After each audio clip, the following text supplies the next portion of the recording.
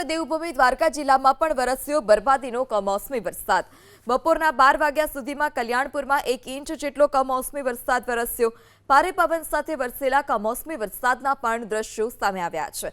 ગાજવીજ સાથે વરસેલા કમોસમી વરસાદથી ખેતરોમાં પાણી વહેતા થયા। યાત્રાધામ દ્વારકા શહેરમાં પણ આજે માવઠું વરસ્યું। વહેલી સવારથી ગાજવીજ સાથે દ્વારકા શહેરના અલગ અલગ વિસ્તારમાં કમોસમી વરસાદ વરસ્યો।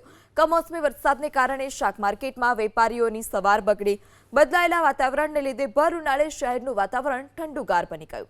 સતત બીજા દિવસે કલ્યાણપુરના ભાટિયામાં વરસાદ વરસ્યો। જોરદાર માવઠાને લીધે ભાટિયા શહેરની શેરી ગલીઓમાં નદીઓ વહેતી હોય તેવા દ્રશ્યો સર્જાયા। શેરીઓમાંથી વરસાદી પાણી વહેતા થયા। કમોસમી વરસાદને લીધે ખેડૂતો અને વેપારીઓની પણ ચિંતા વધી છે।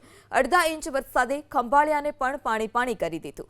ધોધમાર કમોસમી વરસાદ ખાબકતા રામનાથ સોસાયટી નગરના ગેટ સહિતના શહેરના અન્ય રસ્તાઓ પર જળબંબાકાર થયા। મુખ્ય રસ્તાઓ પર વાહનોના અડધા પૈડા ડૂબી જાય તેટલું પાણી ભરાયું।